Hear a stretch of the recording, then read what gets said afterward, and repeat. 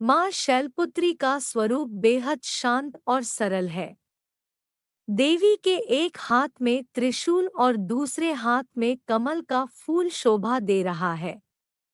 नंदी बैल पर सवार माँ शैलपुत्री को वृषोरूढ़ा और उमा के नाम से भी जाना जाता है।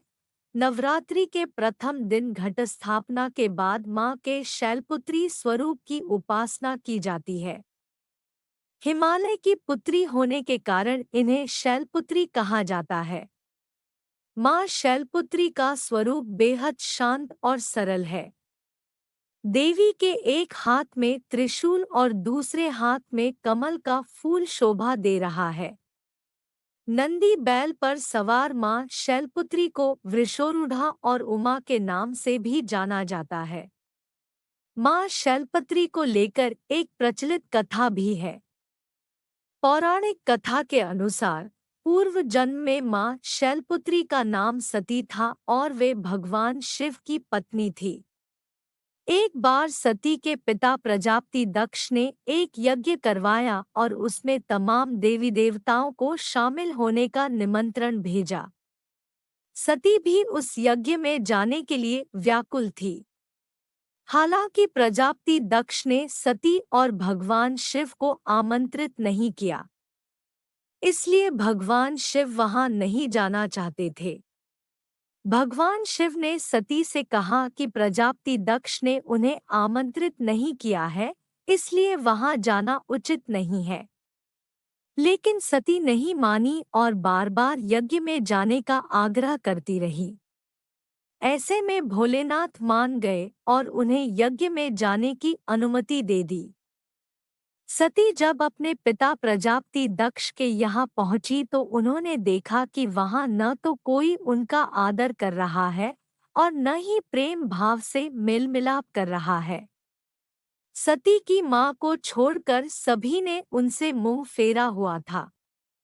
यहाँ तक कि उनकी सगी बहनें भी उनका उपहास उड़ा रही थी। उनके पति महादेव का तिरस्कार कर रही थी। स्वयं प्रजापति दक्ष ने भी उनका अपमान किया। सती सबका ऐसा रवैया बर्दाश्त नहीं कर पाई और अंदर से बहुत दुखी हो गई। उनसे पति का अपमान सहन न हुआ। इसके बाद सती ने ऐसा कदम उठाया जिसकी कल्पना स्वयं दक्ष प्रजापति ने भी नहीं की थी। सती ने उसी यज्ञ में कूदकर आहुति दे दी और भस्म हो गई। उन्होंने अपने प्राण त्याग दिए। जैसे ही भगवान शिव को यह बात पता चली, वे क्रोधित हो गए। उनके गुस्से की ज्वाला ने यज्ञ को ध्वस्त कर दिया। कहते हैं कि सती ने फिर हिमालय की पुत्री के रूप में जन्म लिया और वहां जन्म लेने की वजह से ही इनका नाम शैलपुत्री पड़ा।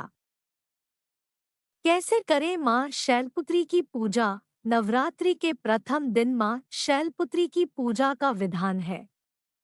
पूजा के लिए इनके चित्र या प्रतिमा को एक चौकी पर लाल या सफेद वस्त्र बिछाकर स्थापित करें। माँ शैलपुत्री को सफेद वस्तु बेहद प्रिय है, इसलिए माँ शैलपुत्री को सफेद वस्त्र या सफेद फूल, मिठाई अर्पित करें। नवरात्रि के प्रथम दिन उपासना में साधक अपने मन को मूलाधार चक्र में स्थित करते हैं। शैलपुत्री का पूजन करने से मूलाधार चक्र जागृत होता है और अनेक सिद्धियों की प्राप्ति होती है।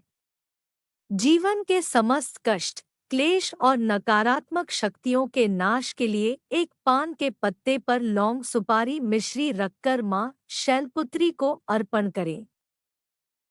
अगर आपको यह जानकारी अच्छी लगी तो मेरे वीडियो को लाइक करें और साथ ही मेरे चैनल को सब्सक्राइब करना ना भूलें। धन्यवाद।